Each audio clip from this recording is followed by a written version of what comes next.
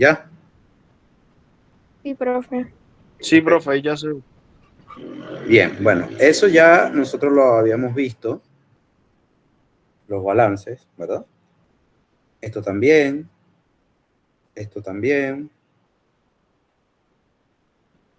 Aquí un poco cómo son las curvas de equilibrio y de operación para absorción y desorción, ¿ok?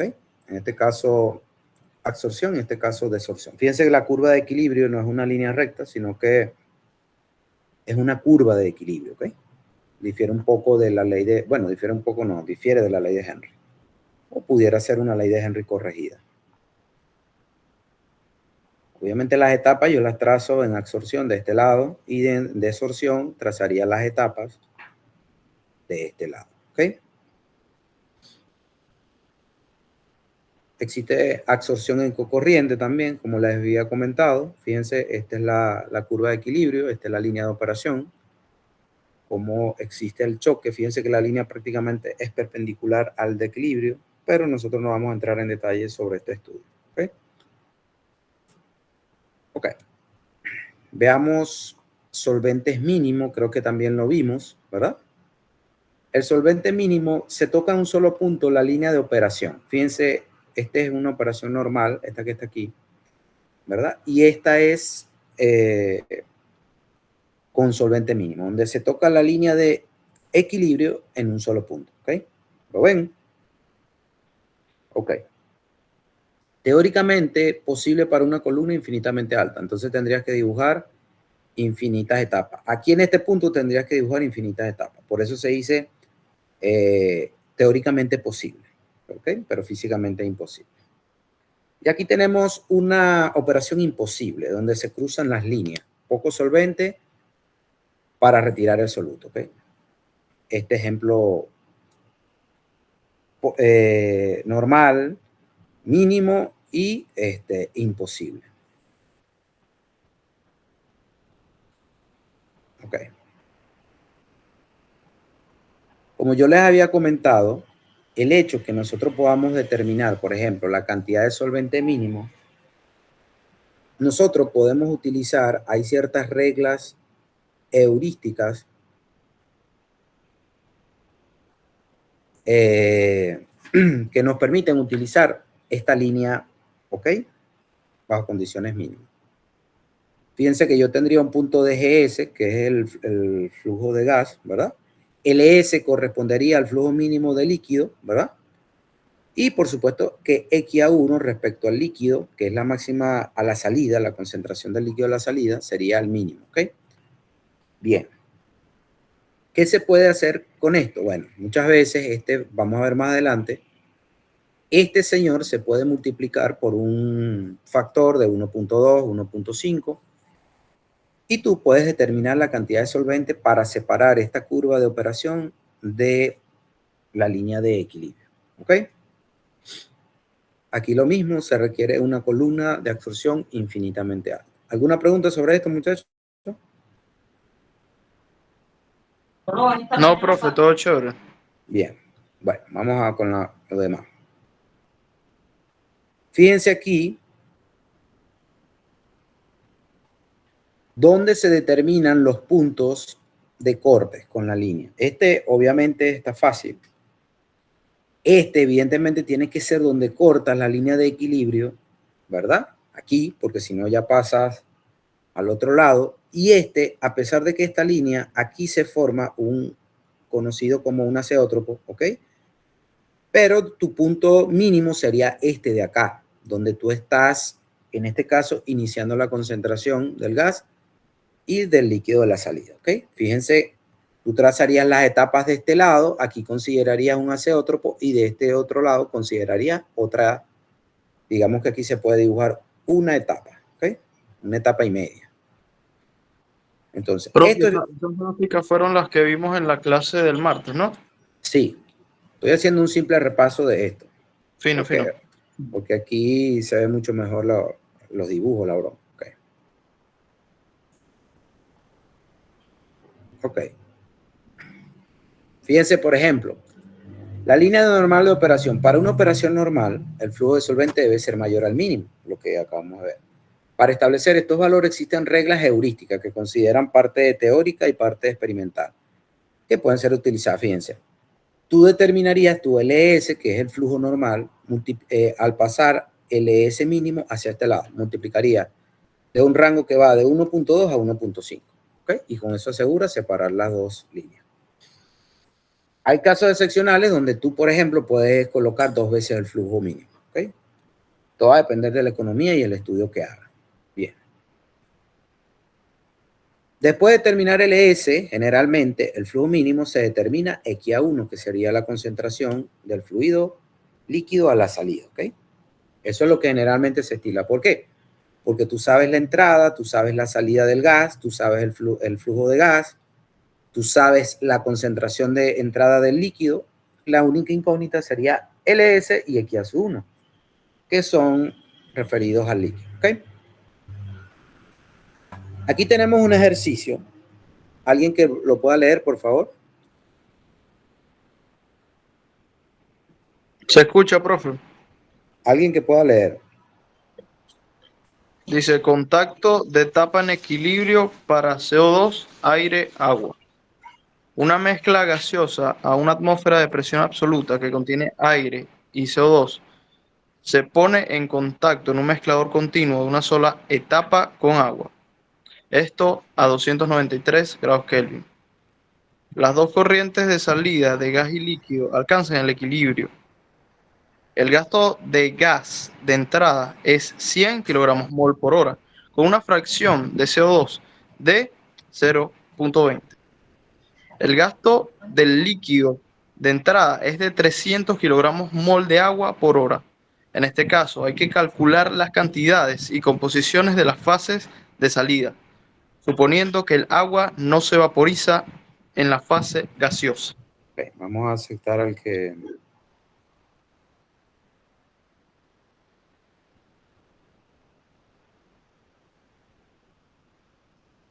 Bien. Dicen una atmósfera de presión, sacando los datos, una mezcla de aire CO2 que se pone en contacto con agua. Agua sería el líquido, CO2 sería el soluto a retirar. ¿Okay? Las dos corrientes de salida, que sería el gas y el líquido, salen en equilibrio de absorción, ¿okay? Por solubilidad. El gasto de agua de entrada es la alimentación de agua de entrada, es de 100, este término de acá, la entrada del líquido. ¿Ok?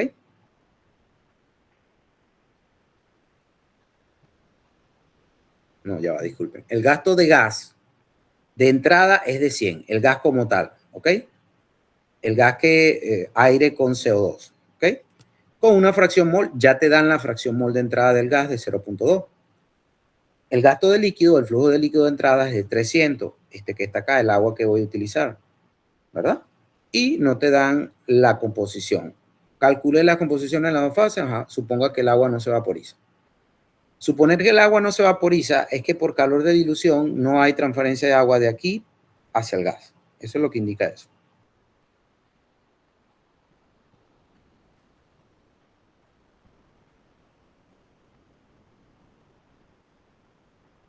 Ok, entonces,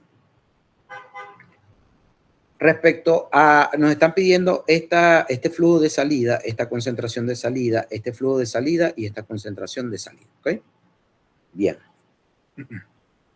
Yo, por ejemplo, respecto a cómo determinar, nos están pidiendo, calcule las cantidades en las composiciones de las dos fases de salida. ¿Ok? Yo puedo plantear mis balances de entrada y salida. Yo puedo plantear mis balances, ¿verdad? ¿Quién entra? Bueno, está entrando este agua, ¿verdad? Y está entrando el gas. Aquí está. L, en este caso lo estoy colocando en función de ya de las fracciones molares, ¿verdad? Directamente, ¿ok? Entonces, al sustituir en este lado, bueno, ¿cuánto entra de líquido? 300. ¿Cuánto entra de agua? Vamos a ver. Se supone que el agua entra completamente pura. No hay ninguna parte del ejercicio que dice que no. Entonces, o dice que sí, pero podemos asumir que el agua entra completamente pura, por eso es 0. ¿Ok? Entonces, aquí esto lo tenemos. Tenemos la cantidad de agua de entrada y la composición. Del gas a la entrada también lo tenemos. Tenemos 80, entra 0.2, ¿verdad? y aquí tenemos el 0.2. En la salida, ¿qué pasa en la salida? L', que sería la salida de líquido, ¿verdad? En este caso podemos considerar que ese L' es completamente agua, ¿ok? Y hacemos la referencia a todas las composiciones de salida. En el caso del gas, ¿verdad? Tenemos el gas de salida por la composición, ¿ok? Fíjense que en este caso estamos haciendo el balance respecto a los flujos que de alguna forma u otra se mantienen constantes, o sea, no varían. Por ejemplo, que yo sé aquí que el gas está entrando 100, pero yo estoy considerando el balance en función de las relaciones soluto-solvente. Entonces, al yo multiplicar 100 por esto son 80, ¿ok? Y aquí tenemos esta ecuación. Pero esta ecuación de acá tiene dos incógnitas, XA1, que es la salida del líquido, y YA1, que es la salida del gas, ¿cierto?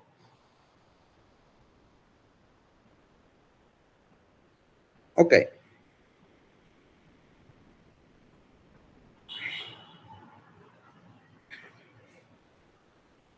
Este tipo de ejercicios generalmente, por ejemplo, estamos trabajando esto en la curva de operación. El enfoque de este tipo de ejercicio es curva de operación, curva de equilibrio, ¿ok? Entonces, ya tenemos nuestra curva de operación. Tenemos dos incógnitas, necesitamos una ecuación más, que sería la ecuación, en este caso, de la curva de equilibrio. Entonces vamos a trabajar en la curva de equilibrio. Ok. Este ejercicio, en este caso, a 293, por eso especifican la temperatura, la ley de Henry, la constante, la ley de Henry, A, para este tipo de mezcla es, y tienes el valor, ¿ok? Fíjense que es atmósfera sobre fracción mol, ¿ok? Yo puedo trabajarlo, recuerden que la constante de Henry tenía dos unidades, ¿verdad? Dos tipos de unidades. Yo puedo trabajarlo en esto, pero tendría que utilizar las presiones parciales. Puedo llevar esto a fracción molar dividiendo entre la presión total, ¿verdad? Y puedo trabajarlo en fracciones molares. Si se fijan, esta ecuación, al dividirlo entre 1, que es la presión de trabajo, da prácticamente lo mismo. Pero si usted no hace este paso, está malo el ejercicio, ¿ok? Porque esta constante tiene unidades de atmósfera, ¿ok? Está en función de unidades de la presión parcial. ¿Se entendió eso? Sí, profe, entendido. Ok, entonces, como estamos suponiendo que es la ley de Henry,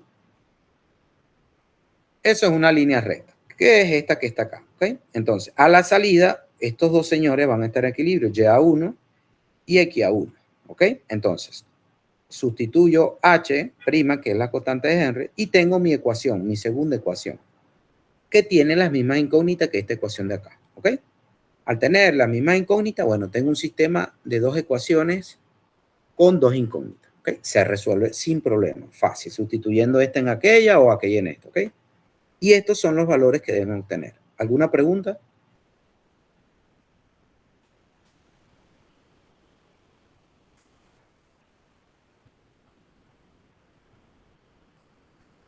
¿Pregunta, muchachos? No, profe, No, por ahora. profe.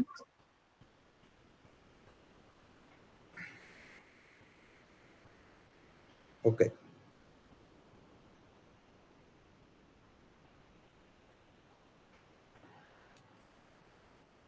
Un ejercicio bien sencillo, de una sola etapa. Ok. Paso importante, esta parte que está acá, no se vayan a caer en ese tipo de detalles. Bueno, aquí tenemos el desarrollo del ejercicio. Evidentemente, L1, ¿verdad? Es 300, pero podemos, bueno, L', en este caso, o sea, tú puedes hacer la diferencia de lo que se absorbió del gas al líquido y sumárselo al líquido para obtener el líquido a la salida. Generalmente este valor va a ser similar porque las concentraciones son bastante bajas. Fíjense esta concentración, es muy pequeña. Los valores de concentración son muy pequeñas, 1,41 por 10 a la menos 4. Es prácticamente una tontería. Obviamente que cuando tú lo asumes con un número alto, prácticamente es inalterable. Sería 100,99,99994, no lo más así. Igual el 300, 300,0002, una cosa así. ¿Ok? Entonces, eso es lo que plantea este ejercicio de una sola etapa. ¿Ok? Ok, evidentemente no solo hay ejercicios de una sola etapa, hay ejercicios de diferentes etapas. Y aquí están los balances que son similares a una sola etapa.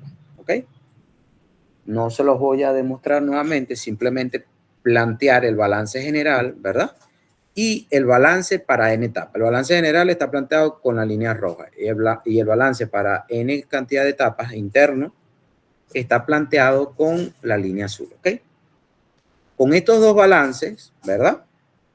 Yo puedo, por ejemplo, unir, ¿verdad? Estos dos balances en una misma ecuación y obtengo la línea de operación para n cantidad de etapas. Fíjense, este balance general es sencillo. Lo que entra menos lo que sale del líquido, lo que entra menos lo que sale del gas es igual al masa del soluto. De forma general es Ln, que en este caso es de acá, por Xn. Ln, ¿verdad? Por Xn. L sub 0 por X sub 0. Gn por Gn más 1 menos G1 por, en este caso, Y1. ¿Okay? Esto te da el soluto que se mueve internamente. Tú puedes hacer un balance específico como aquí está en la línea azul, ¿verdad? Fíjense que aparece L sub 0 y Gn más 1, pero esta n es minúscula. ¿Por qué? Porque estás haciendo un balance para infinitesimal etapa o para una etapa finita, ¿ok? Entonces, esto tiene que ser igual a lo que entra tiene que ser igual a lo que sale. ¿Quién sale? Aquí en el balance azul, Ln, y en este caso, G1 de acá, ¿ok? Entonces, yo puedo igualar mediante arreglo esta ecuación con esta ecuación de acá y voy a obtener esta expresión de acá, ¿ok? ¿Preguntas sobre este balance, muchachos? No, profe, todo bien. Ok, muy bien. Entonces, fíjense, esta línea de operación ya la obtuvimos en clase. Relaciona la concentración de Yn más 1, ¿verdad? En este caso, internamente aquí. En la corriente G con Xn en la corriente L, esta de acá. Esta señora de acá, la salida. ¿Ok? Entonces, bueno, tenemos aquí, si se fijan, la pendiente es esta señora de acá. ¿Cuál es la pendiente? Ln entre Gn más 1. ¿Verdad? Es una ecuación de una línea recta donde este es B, este es X y esta es la pendiente, ¿ok? Generalmente los términos de G1, Y1, L sub 0 son constantes y generalmente se conocen o se determinan, dependiendo qué plantea el ejercicio o el diseño. Ok. Una sola etapa, aquí tenemos varias etapas. Estas son varias etapas. Una sola etapa, creo que tengo una ilustración por acá. Esto es una sola etapa, ¿ok? De contacto con el líquido, con el gas. Así se dibuja típicamente, ¿ok? Fíjense que el gas sube por acá, el líquido baja por aquí, por aquí no deberían haber burbujas. De hecho, esta es una imagen con problemas de arrastre de vapor a través del bajante. Ok. N cantidad de etapas, evidentemente, es así. ¿Ok? Lo que sale de acá se pone en contracorriente otra vez con una solución de amina y así es que se construye un absorbedor de N cantidad de etapas. Este es un ejemplo sencillo de un diseño de absorbedor con N cantidad de etapas. Fíjense, aquí tienen la línea de operación y la línea de equilibrio y la cantidad de etapas, cómo se construye. En este caso, este absorbedor tiene 16 etapas. ¿Ok? Bien. Evidentemente es necesario hacer un ejercicio de N cantidad de etapas. ¿Alguien que lea este ejercicio, por favor?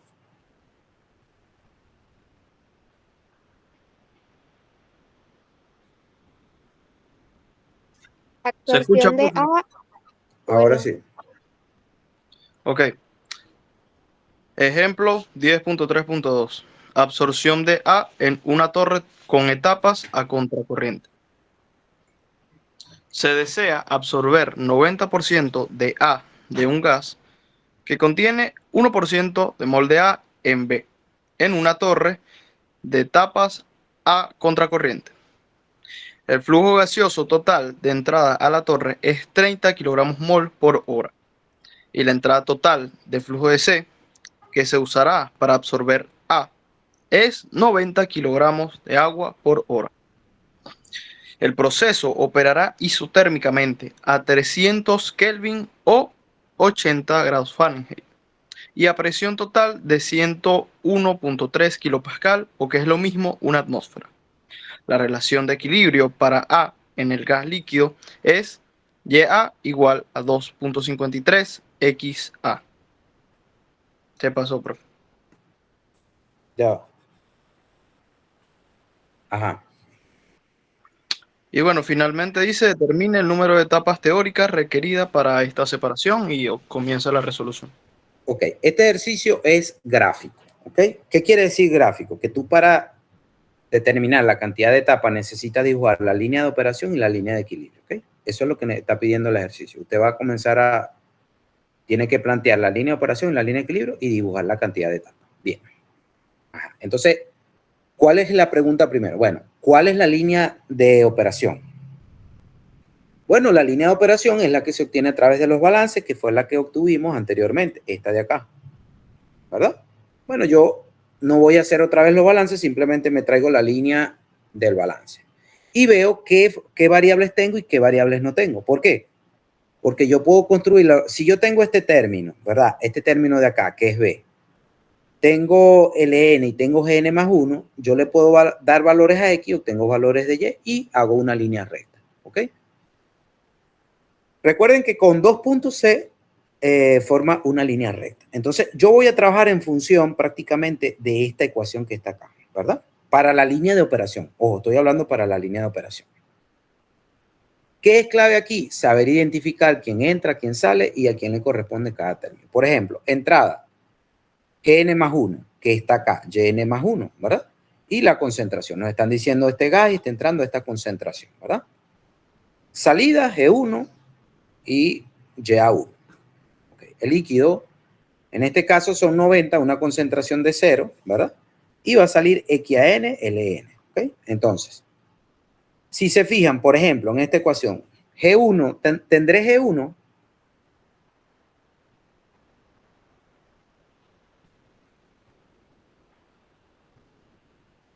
Pregunto, ¿tendré G1?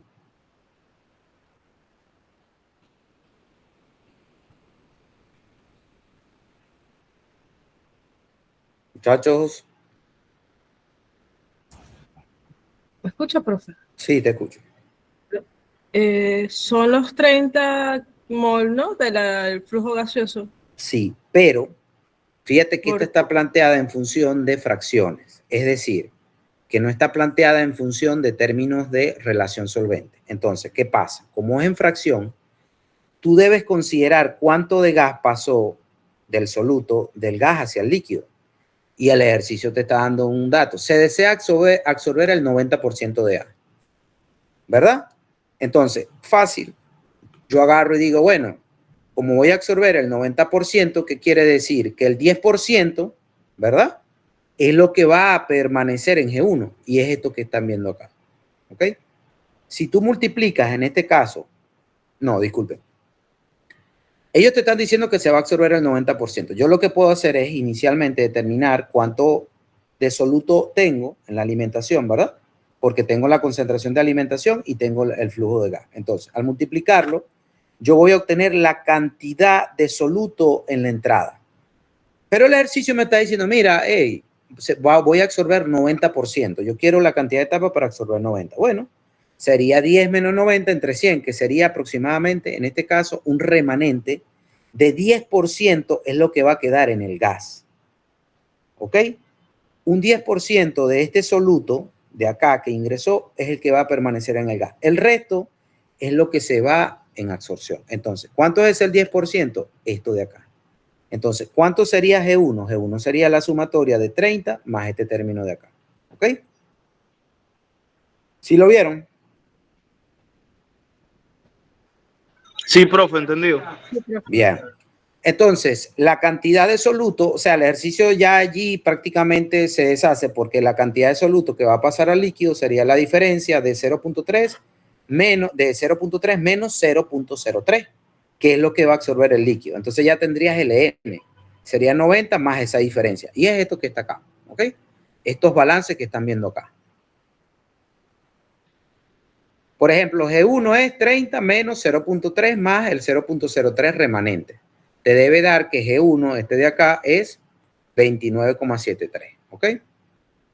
Puedes determinar YA1 porque sabes cuánto de soluto sale y cuál es el flujo total. En el caso de C, sabes lo que absorbe, tienes el total y también puedes determinar XAN, ¿ok? Entonces, si se fijan con esos dos puntos ya, con estos dos puntos que están aquí, que ya los determinamos, porque ya tiene YA1, XA0, YAN más 1 y XAN, ya con esos dos puntos tú puedes formar la línea recta de la línea de operación, ¿ok? Y bueno, para que vean, prácticamente L sub 0 y LN no cambian mucho. De 90 pasó a 90,27. O sea que es prácticamente similar, aproximadamente igual. Igual pasa con GN más 1. ¿Por qué? Porque son concentraciones bastante bajas. Ok, entonces, la línea de operación, listo, ya la puedo construir. Puedo utilizar esto o simplemente utilizar los dos puntos y trazar mi primer punto, ubico mi primer punto y mi segundo punto y trazo la línea recta. Y obtengo la línea de operación. Ahora, la línea de equilibrio, ¿cómo lo obtengo?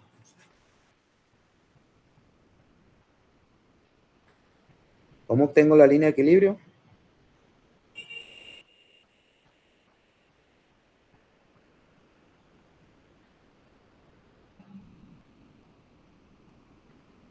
Muchacho.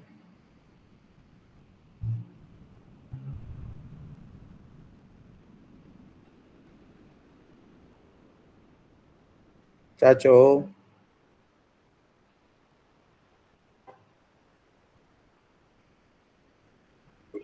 Profe, ¿podría repetir la pregunta? Pasa que se me cortó en ese momento, disculpa. Ya obtuve la línea de operación con los dos puntos, estos dos puntos. Este punto que es YA1 y aquí a sub 0 y el otro punto YA1 y aquí a N. ¿Cómo obtengo la línea de equilibrio? Si tengo el enunciado del ejercicio.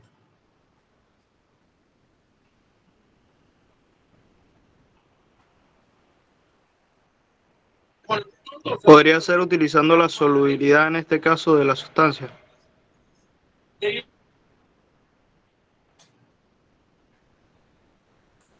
Fíjense, le están dando la curva de equilibrio, la de la ley de Henry, le están dando esto de acá. ¿Qué tú harías? Bueno, le doy valores a X y obtengo Y dentro de este rango de la línea de operación. Y con eso obtengo la línea de equilibrio, ¿ok? No es nada del otro mundo, simplemente el ejercicio te está dando esto, ¿ok? Ya te está dando como tal la línea de equilibrio. Esto que está acá, que es la ley de Henry. Ya te están dando la M, la H y te están dando Y y A. Tú le das valores a X en función de esto y construyes tu línea recta, que también deberían ser una línea recta, ¿ok? Esa es la línea de equilibrio. Una vez tú tengas línea de equilibrio, línea de operación, comienzas a trazar etapas de forma de escalón. Una etapa, dos etapas, tres etapas, cuatro etapas.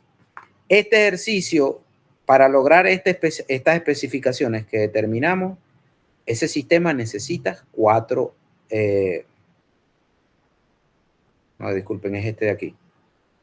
Disculpen. 5 etapas. Este que está acá. ¿Ok? Disculpen, es este que está acá.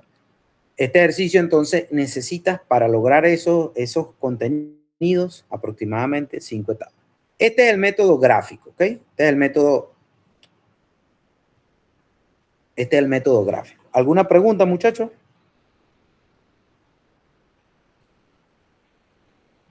Profe, esas etapas se grafican de abajo hacia arriba, ¿no? Sí, de abajo hacia arriba. ¿Por qué de abajo hacia arriba? Porque tú estás asegurando que vas a alcanzar esta especificación de YA1. O sea, si tú quieres que el gas salga con esto, tú tienes que comenzar desde acá. ¿Ok?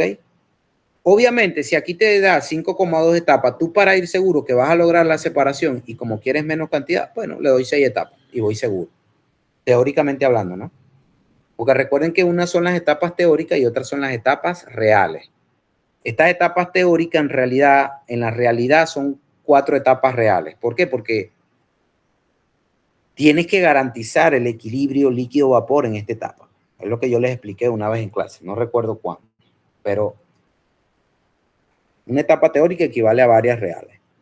¿Alguna otra pregunta?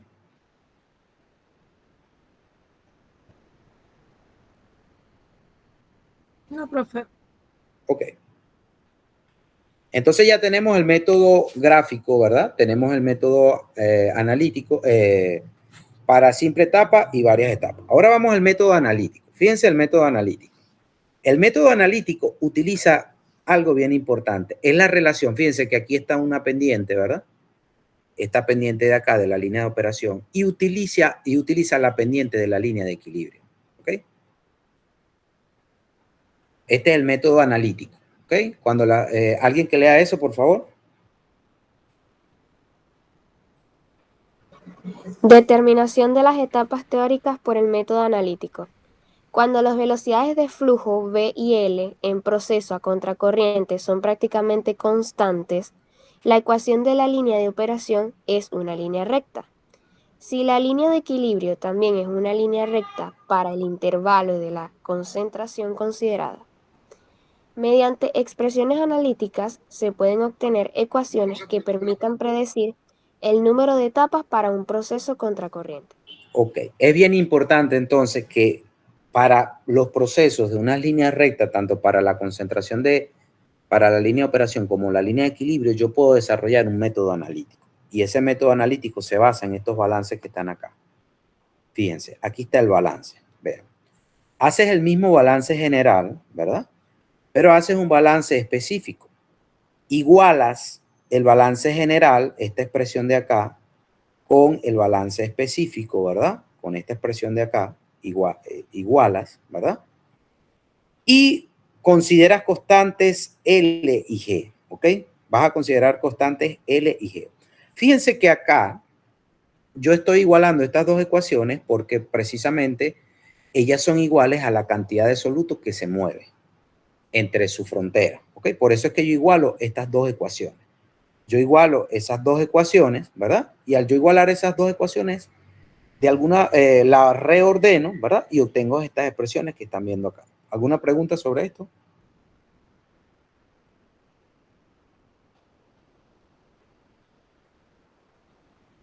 ¿Alguna pregunta sobre estos balances, muchachos? No, profe. No hasta ahora, profe. Ok, no hay pregunta entonces. Bien, yo igualando estas dos ecuaciones y considerando estos constantes, ahora hago un balance de las líneas de equilibrio, ¿ok? Fíjense, como Y, por ejemplo, estos balances específicos, como yn más 1 y aquí n más 1, en este caso, aquí, en este balance interno que hice, están en equilibrio, ¿verdad? Y la línea de equilibrio es yn más 1, ¿verdad? Es igual a m por xn más 1, esto que está acá, funciona tanto para la parte interna, o sea, el balance específico, como el balance general. Fíjense que es la misma ecuación, ¿ok? Porque ellas salen en equilibrio. Eso es lo que les quiero decir. Yo, sustituyendo esta expresión de acá, que es esta misma de acá, y haciendo A igual a una relación de las constantes, de las pendientes, fíjense. A es la relación de la pendiente de la línea de equilibrio con la línea de operación, ¿ok? Porque ¿cuál es la pendiente de la línea de operación? L entre G, L entre G, ¿ok? Por eso es que considero constante L y G, ¿ok? Entonces, al yo considerar constante esto, puedo obtener esta expresión de acá. Y esta expresión de acá, ¿verdad? Fíjense que aquí está cómo se desarrolla, cómo se obtiene esta expresión, por si quieren practicarlo en su casa, ¿ok? Esto es una demostración de cómo obtienes esta ecuación partiendo de estas suposiciones, ¿ok? De trabajar internamente con los equilibrios y obtienes esta expresión de acá. No hay problema, pueden copiarla y para que la practiquen, ¿ok? Si se fijan, aquí está la relación que llaman a la pendiente A, que es una constante. ¿Por qué? Porque es L entre G, que es la pendiente de la línea de operación, y M, que es la pendiente de la línea de equilibrio, ¿ok? Entonces, yo relacionando eso, esto se resuelve por cálculos diferenciales, ¿verdad? Cálculo de diferencia finita. Es una ecuación de diferencia lineal de primer orden y esta ecuación se puede resolver. Y vamos a obtener esto que están aquí, que ustedes han escuchado, ¿verdad? Las famosas ecuaciones de Krenzer, tanto para absorción como desorción. Fíjense que aquí está el número de unidades de transferencia, ¿verdad? Este es el balance que obtuvimos anteriormente en la expresión. Aquí está el balance aplicado para esa cantidad de etapas. Y aquí está el desarrollo y el despeje de n, ¿ok? Tanto de forma para absorción general como para absorción cuando A es igual a 1, cuando las pendientes son iguales. Cuando A es igual a 1, las pendientes son iguales, evidentemente estos términos se hacen 0, ¿ok? Y ¿quién es n? N va a ser el número de etapas requeridas para para que se dé un proceso, ¿ok? También esas ecuaciones están para desorción, pero simplemente para que vean aquí cómo se obtienen esas expresiones, ¿ok? Entonces, estas son las famosas ecuaciones de Krenzer que se utilizan en el diseño analítico de absorción. Obtención de número de etapas a través de una ecuación. Te va a dar un número. No es gráficamente que vas a hacer el gráfico y te va a dar la cantidad de etapas. Ok, entonces, el ejercicio que ya hicimos lo vamos a hacer ahora con la parte analítica. Ok, lo mismo. ¿Qué es lo mismo? Los mismos datos del ejercicio anterior. YA1, N más 1, todo esto bien representado. ¿Ok? Tenemos la recta de equilibrio. Yo voy a aplicar esta ecuación que está acá. Fíjense, Yn más 1, que Yn más 1 va a ser la entrada del gas, menos M, que es la pendiente de la línea de equilibrio, que es 253, lo tenemos. X sub 0, que va a ser la concentración de entrada del líquido, menos 1 entre A, que es la constante de la relación de las pendientes. ¿Okay? Y bueno, más 1 sobre A entre el logaritmo de A. Ahora, ¿cómo se determina A? Fíjense algo. A es la relación de la pendiente de la línea de equilibrio con la línea de operación. Fíjense. Yo puedo tener aquí L sub 0, ¿verdad? L sub 0 y G1. L sub 0 y G1. Esto es una pendiente, ¿verdad? Pero también sé que puedo tener Ln y Gn más 1. Y esto pueden dar dos resultados diferentes. Por eso, fíjense, yo lo determiné a 1 y a n. ¿Cómo las determiné? Bueno, lo determiné porque tengo L sub 0 y G1. Y determiné una pendiente para un valor de A para este caso. Pero como yo también a la salida tengo otros números, ¿verdad? 927, 30 y 253, determiné otra constante, ¿verdad? Otra relación de las pendientes. ¿Qué pasa? En esta ecuación se suele utilizar, debido a que la cantidad de líquido no es igual a la misma a la de la salida y la cantidad de gas no es igual a la misma a la de entrada, se suele utilizar un promedio geométrico y se obtiene de esta manera que está acá, ¿ok? Determinando dos constantes, ¿verdad? Porque tienes dos flujos de líquido, uno de entrada, uno de salida, que son diferentes. Dos flujos de gas, uno de entrada y salida, que son diferentes. Y obtienes un promedio. Prácticamente es lo mismo. Promedio de 1,19, ¿ok? Pero es importante el procedimiento, ¿ok? Es importante plantear el procedimiento. Mira, sí, voy a plantearlo porque tengo dos flujos de líquido, dos flujos de gas y debo hallar un promedio de A, ¿ok? Entonces, lo único nuevo acá en este ejercicio es determinar A, que es la relación de las pendientes, y bueno, dio este valor. Lo sustituyo en la ecuación, ¿verdad? Considerando lo que hice ya en el primer ejercicio de la parte gráfica, ¿verdad? Estos valores que están acá. Sustituyo y esto me da 5.04 etapas, ¿ok?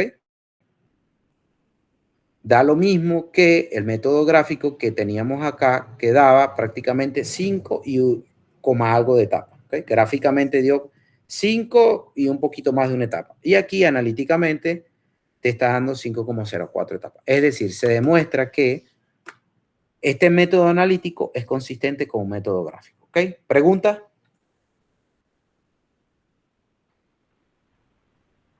No, profe, entendido. Bien. Obviamente, en el parcial salen ejercicios de esta forma. Puede ser analítico, puede ser gráfico. ¿Ok? No que vas a necesitar una hoja milimetrada, no. Pero sí por lo menos unos tipos de este ejercicio. ¿Ok? Bien. Estos son los tipos de ejercicios que vamos a ver en absorción. Estos ejercicios los pueden conseguir, creo que en el Gincopli para que repasen.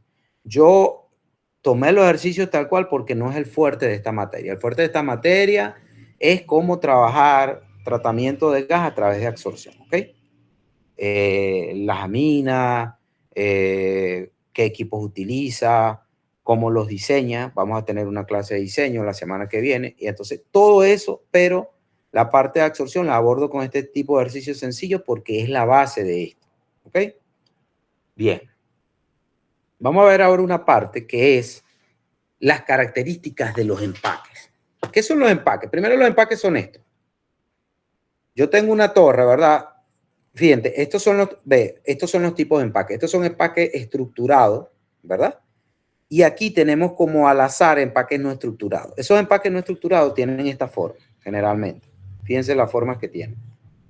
Aquí están otros, ¿verdad? Tienen diferentes, mira, tiene anillos ratchet de cerámica, tiene sillas de cerámica, cantidad y siguen surgiendo cantidades. ¿Y por qué tienen esa forma? Ya vamos a ver por qué tienen esa forma, ¿ok? Fíjense que estos son los que se utilizan para empaques no estructurados. Los estructurados son estos, tienen una forma bien definida. Ok. Característica del empaque. Primero, gran área de transferencia por unidad de volumen. Se expresa en unidades de metro cuadrado entre metro. Área de transferencia por unidad de volumen. ¿Ok? Es decir, tú vas a agarrar un puñado de este material y vas a determinarle el área de este material que está almacenado aquí, de este material, y le vas a determinar el área. Y eso te va a dar este término de acá. Transferencia por unidad de volumen. ¿Ok? Eso tiene tantos metros cuadrados por un metro cúbico de volumen de ese material. Ok, entonces, se requiere una mayor superficie, ¿verdad? Para que el líquido y el gas entren en contacto. Mientras más área, mucho mejor. ¿Por qué? Porque el líquido se va a esparcir en mayor área superficial y entonces va a haber un mejor contacto. Mayor rapidez de transferencia de masa, por lo tanto, menor altura de la columna. Mientras más área tenga, mucho mejor va a ser el desempeño de ese empaque. Por eso cada vez tienen estas formas, ¿verdad? Pero tienen un espacio vacío también. Pero tratan de que sea el área lo más grande posible. Entonces, hay otra característica que es gran volumen hueco por unidad de volumen. A mayor volumen hueco permite una mejor circulación del gas y del líquido. Por eso esta forma, por eso ellos son así. Que tienen orificios, que tienen pases internos. ¿Por qué?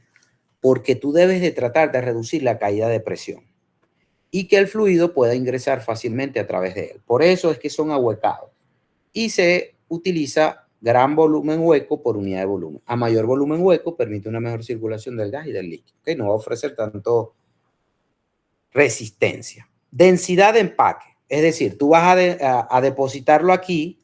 Evidentemente, cuando tú lo depositas aquí, van a ver espacios que no van a ser cubiertos, que van a estar llenos de aire, ¿verdad? Espacios vacíos. Por eso se denomina densidad de empaque. O sea, qué tanta densidad, qué tanta masa puede agarrar un determinado volumen. Entonces, evite el aplatamiento de las piezas de empaque que están en la parte inferior. Si es muy alta la densidad, cuando tú lo coloques aquí, este señor de aquí va a aplastar este de acá abajo. Y cuando tú abras la torre, esto va a estar hecho miga. Porque eso generalmente se cambia cada cierto tiempo. Entonces, es bien importante que su densidad sea bastante baja. ¿Ok? Además, disminuye los requerimientos estructurales de soporte, lo que implica menor costo de instalación. Imagínense que esto pesa, tiene su peso y evidentemente cuando tú vayas a colocar esta torre vas a tener que hacer unas fundaciones en función de ese peso. Mientras menos sea esa densidad, ese peso por volumen, menos costosas van a ser esas fundaciones. ¿Ok? ¿Pregunta?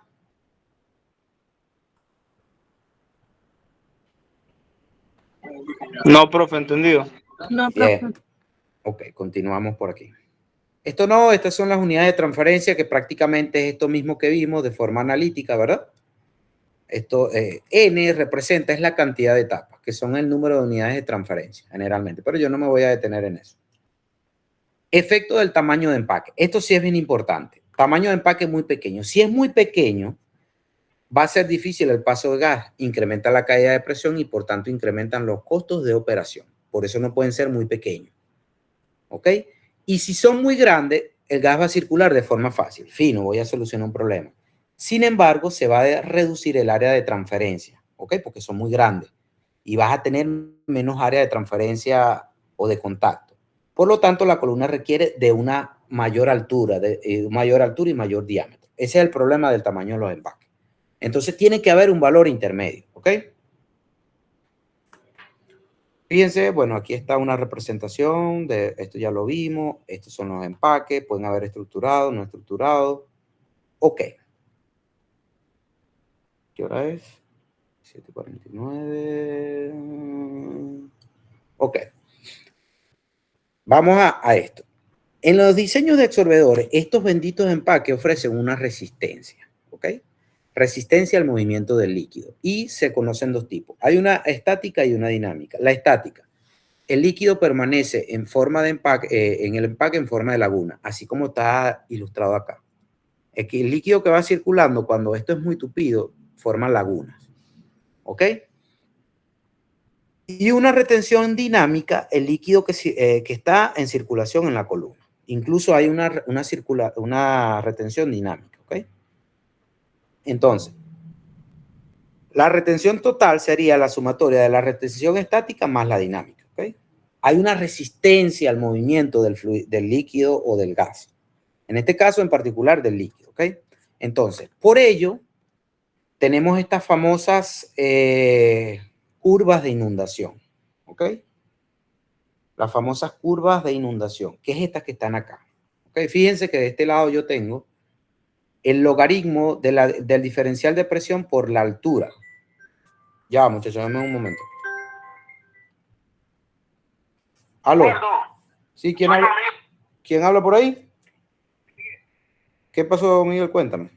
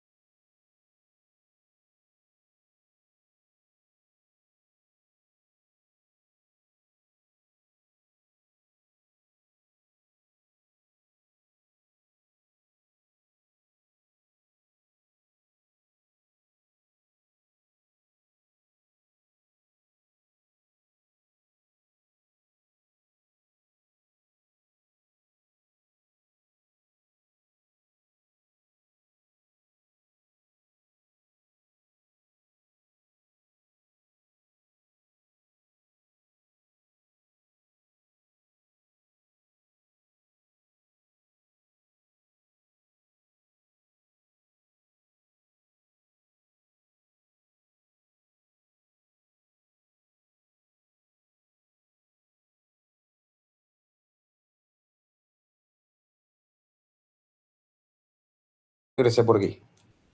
Vamos a terminar esta parte del gráfico y finalizar. Ok. Entonces, como ese señor ofrece una resistencia, fíjense, estas líneas que están acá, todas estas líneas son líneas de flujo de líquido. ¿Ok? O sea, flujo cero, fíjense, flujo cero. Yo de este lado tengo el flujo de líquido y de este lado tengo el diferencial de presión por la altura de ese lecho de empaque. ¿Ok? Ok, entonces, fíjense que si yo tengo un valor determinado de gas, ¿verdad? No vamos a ver, no nos vamos a centrar en el logaritmo, simplemente esto es flujo de gas. Cuando yo corto por aquí esta línea para un flujo de líquido a través de cero, yo tengo una caída de presión, existe una caída de presión. ¿Y quién ejerce esa caída de presión? El material como tal, ¿ok? Eso es importante tenerlo. Entonces, fíjense a medida que incrementa L, cómo incrementa la caída de presión dentro del absorbedor, ¿ok? Ese es otro aspecto también a considerar. A medida que incrementa el líquido, mayor es la caída de presión. A medida que también incrementa el flujo de gas internamente, si ustedes agarran esta curva, no es lo mismo estar aquí que estar acá. Obviamente la caída de presión en este punto es mucho mayor, ¿ok? Ok, entonces, en este tipo de curvas se identifican dos puntos. Uno es el punto de carga. El punto de carga, el gas comienza a presentar resistencia al flujo de líquido descendente. El líquido en la columna reduce el espacio disponible para la circulación del gas.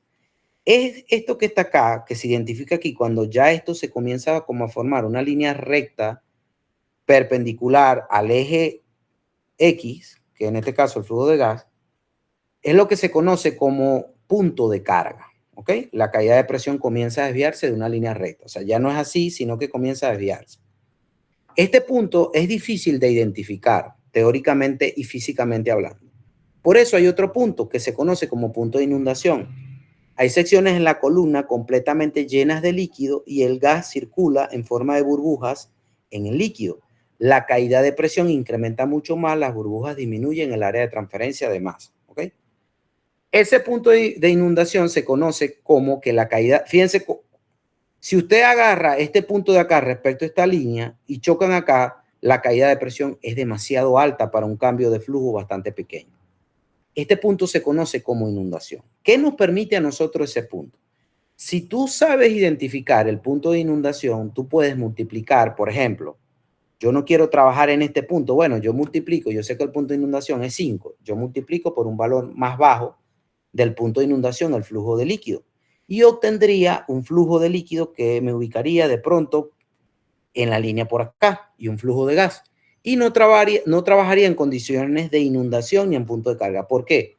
Porque bajo estas circunstancias se limita la transferencia de masa y afecta las operaciones de absorción. De hecho, esta es la importancia de este tipo de gráficos que la van a conseguir en las PSA, en el PERRI, donde ustedes quieran. ¿Okay? Caída de presión en función de curvas de flujo de líquido a través del absorbedor, en función también del flujo de gas a través de ese absorbedor. ¿Ok? Fíjense, durante la inundación, una capa de líquido a través de la cual burbujea el gas puede aparecer en la parte superior. Cuando se forman burbujas, la transferencia de masa se limita, o sea, del soluto hacia el líquido. El soluto que va desde el gas al líquido se limita. Por eso no se quiere llegar a estos puntos de trabajo, puntos de inundación, porque comienzas a tener problemas operacionales. ¿Ok? Entonces, ¿cómo operas eficientemente considerando eso? Se establece justamente por debajo del punto de carga. Sin embargo, el mismo es difícil de determinar. ¿Ok? Este punto de carga físicamente, yo le puedo decir, mire, identifícame el punto de carga. Tú puedes colocarlo aquí, puede venir otro bachiller y lo coloca aquí. ¿Ok? Y está bien, porque se ve que deja de ser una línea recta aquí. Pero este punto de inundación sí es fácil de identificar. Fíjense que aquí comienza una línea recta hacia arriba. ¿Okay? Entonces, las reglas heurísticas utilizan el punto de inundación como punto de referencia, el cual es fácil de determinar experimentalmente. Por ejemplo, operar a un flujo de un 70% de las condiciones de inundación, ¿verdad? Yo puedo determinar este punto y en vez de trabajar aquí, bueno, multiplico eso por 0.7 y garantizo que no voy a trabajar en el punto de inundación. Otra cosa es operar con una caída de presión por unidad de longitud. O sea, tú puedes tener un empaque y ese empaque, el fabricante te dice, mira, ese tiene una caída de presión de 2 psi por cada 2 centímetros de altura. Ejemplo, ¿ok? Entonces, en un diagrama de caída de presión e inundación, que fue el que vimos, es una gráfica que permite relacionar convenientemente los flujos de líquido y de gas en base a masa en la caída de presión. Presenta curvas para diferentes valores de caída de presión por unidad de longitud y una curva aproximada para condiciones de inundación. Fíjense esta curva. Esta curva se conoce de diagrama de caída de presión por inundación. Fíjense esta curva que está acá. Y fíjense el siguiente procedimiento. Esta curva que está acá, de este lado tiene esta relación. Si ustedes ven de este lado esta relación, ven flujo de líquido entre flujo de gas. Y la relación de las densidades. ¿Ok? De este lado, de acá, Y, tienes CF, que es una constante que depende del tipo de empaque que vayas a utilizar. UL, que es la densidad, ¿verdad? G', que es el flujo, pero fíjense que es un flujo másico superficial. Es un flujo que va a pasar a través de una superficie, ¿okay? Este término de acá. Y tienen la diferencia de densidad, ¿ok? ¿Por qué yo les estoy planteando este gráfico que se utiliza muchísimo? ¿Ok? Fíjense que este gráfico tiene diferentes curvas, ¿verdad? Caída de presión por cada metro, ¿verdad? Caída de presión por cada metro. A medida que va subiendo, incrementa la caída de presión hasta llegar a un punto de curva de inundación aproximada. ¿Ok? que si tú llegas a tocar este punto, estarías trabajando en un punto de inundación, que tú no quieres trabajar en un punto de inundación. Tú quieres siempre trabajar por debajo, ¿ok? Por eso sí es de gran importancia esta curva de inundación, ¿ok? Entonces, ¿qué procedimiento se utiliza? Por ejemplo, seleccionas un tipo de tamaño de empaque si no está especificado. Yo puedo decir, voy a utilizar anillo Rachi o lo que sea. Conociendo los valores, tú conoces los valores de flujo de gas especificado y de líquido calculado con base al flujo mínimo, convertirlos a flujo másico, ¿okay? No pasa nada. Yo puedo tener el flujo másico, volumétrico de entrada del gas, pero con la densidad yo puedo llevarlo a másico. De la misma forma con el líquido. Eso no es nada del otro mundo, ¿okay? Convierto esos flujos a flujos másicos, determino las densidades de la corriente. Para ello puedo utilizar, por ejemplo, la ecuación de gas ideal si la presión está por debajo de 10. Para líquidos diluidos, utilizar la densidad de solvente, en este caso la del agua, si es muy diluido, o para líquidos concentrados, utilizar tablas, nomogramas, etc. Ok, entonces yo voy a utilizar esta gráfica de acá para un determinado ejercicio. Ok, entonces, ¿qué pasa? Yo tengo ya el flujo de líquido, tengo el flujo de gas, tengo las densidades, yo determino este término que está acá, ¿verdad? Porque no es mi incógnita, yo tengo todos estos valores. Yo lo determino y voy y entro en mi gráfico. Voy a entrar donde me ve el valor. Voy a chocar. Si elegí trabajar con la línea de inundación, choco la línea de inundación. Si elegí trabajar con empaques que tienen caída de presión de 200 pascales por metro, choco con esta curva. ¿Ok? Ok. Entonces, sería el siguiente paso. Del valor obtenido de G', lo que representa la densidad del flujo másico del gas en kilogramos sobre metro cuadrado por segundo, sería la condición. ¿Qué significa esto? Ve, fíjense algo. Yo entré en este gráfico, ¿verdad? Imagínense que me dio 1. Yo choqué la curva de inundación y me fui de este lado. Esto me dio casi 0.1, 0.02, 0.03. Me dio casi 0.03. ¿Quién es 0.03? El resultado de esta expresión que está acá, ¿verdad? 0.03. Bien. Yo tengo el resultado de esta expresión. ¿Qué hago? Yo tengo la densidad del líquido, tengo la densidad del gas. Puedo determinar la viscosidad del líquido. ICF es una constante que depende del tipo de empaque. Por ejemplo, estos son déjenme ver. Estos son los valores generalmente de ICF para los tipos de empaque, ¿ok? De esa constante para el tipo de empaque. Yo puedo seleccionar cualquier tipo de empaque de esto y utilizaría, dependiendo del tamaño, una constante determinada, ¿ok? Entonces, estos términos que están acá son conocidos. Este término es conocido, este es conocido, este es conocido, este es conocido, este es conocido. Y el resultado de esto lo determiné. Cuando entré a esta curva, ¿verdad? ¿Cuál sería la única incógnita en esta ecuación entonces, muchachos?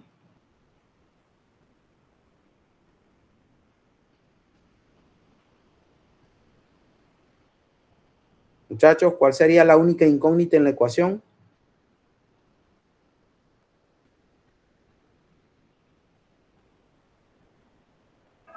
G'. Exactamente, G'. ¿Y quién es G'? Va a tener unidades de kilogramo entre metro cuadrado por segundo. Yo despejaría de acá G', ¿verdad? Y yo con ese valor de G', ¿verdad? Que lo obtuve, yo sé que G' es el flujo másico entre el área. El flujo másico yo lo sé porque lo determiné, ¿verdad? Entonces, con ese flujo másico, ¿verdad? Y G' yo despejo el área transversal. Y con esa área transversal, sabiendo que el recipiente es un cilindro, despejo el diámetro que va a tener ese recipiente. ¿Ok? Ese es un procedimiento que se utiliza para determinar el diámetro de la columna con esta diagrama de caída de presión e inundación. ¿Ok? Basado en el fundamento de estas retenciones. ¿Ok? Entonces, si aquí aplica lo mismo, si el valor obtenido es un valor de 3,001 y el comerciante me propone 3.5, me voy con 3.5. ¿Ok? Porque siempre es un valor comercial. Ok, finalmente este procedimiento plantea verificar la relación del diámetro del recipiente entre el diámetro del empaque, el tamaño del empaque. Y dice, si es demasiado grande, mayor a 25, o demasiado pequeña, menor a 15, seleccionar un tamaño diferente de empaque y repetir el cálculo. Es decir, esa relación tiene que estar entre 25 y 15. ¿Por qué, profesor? Cuando la relación es muy mayor a 25, el tamaño de empaque es muy pequeño y por lo tanto se tiene una caída de precio muy alta y no te conviene. Okay. Cuando la relación es pequeña, el tamaño del empaque es muy grande, es decir, el diámetro del empaque es muy grande y por lo tanto menor, ¿verdad? Va a ser el área de transferencia, lo que haría que tú incrementes el tamaño, ¿verdad?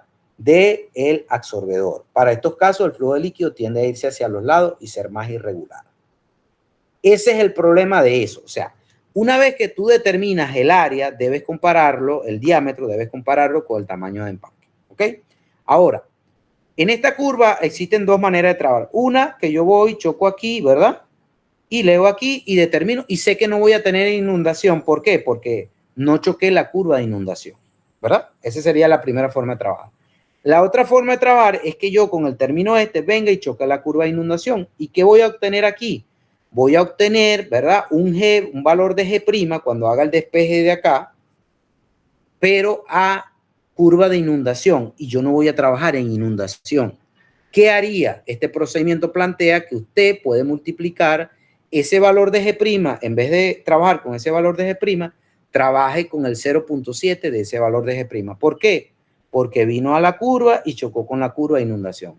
¿Y por qué lo hace? Porque si usted trabaja con ese valor de G' chocando esta curva de inundación, el sistema va a trabajar inundado y usted no quiere trabajar inundado. Es decir, todo lo que esté por debajo no tiene inundación, pero chocando esta curva por encima estás trabajando inundado y todos los problemas que eso refiere. ¿Ok? ¿Estamos claros respecto a este procedimiento, muchachos? Y hasta aquí dejamos la clase.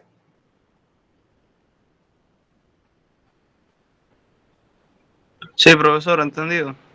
Ok, se entendió un procedimiento bien sencillo para determinar qué tipo de empaque, en función de la inundación, en función del flujo de gas, flujo de líquido. Ok,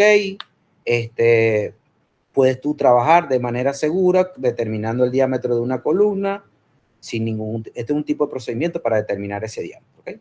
Fíjense que no está basado como tal en la velocidad, pero implícitamente lleva el flujo de gas. Entonces quiere decir que de alguna u otra forma sí lleva implícita la velocidad. ¿Okay? O sea, no está basado en la velocidad del gas a través del flujo, a través del absorbedor. No, está basado en una relación de inundación que considera la retención, los problemas de acumulación de líquido, etc., etc. ¿Ok? Bien, muchachos. Vamos a dejar la clase hasta acá. Las siguientes clases ya vienen los problemas asociados. Y el jueves, Dios mediante, estaríamos... Ah, no. El martes no nos vemos, ¿verdad? Nos vemos el jueves.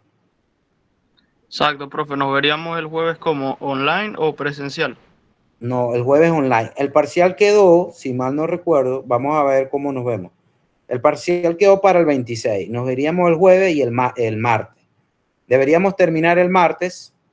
Yo el jueves comienzo ya como tal el diseño. Arranco, termino esto y comienzo con el diseño. Y ya el martes terminamos el diseño que no, o sea, la gran parte del diseño no va para el parcial, pero bueno, puede salir una que otra cosita, ¿ok? Y el parcial lo tenemos el 26. Bueno, muchachos, estamos listos por aquí. Nos vemos entonces, Dios mediante. Nos vemos el jueves. Adiós, profe, gracias. Ahí, profe, sí, va. Muchas gracias. Ok.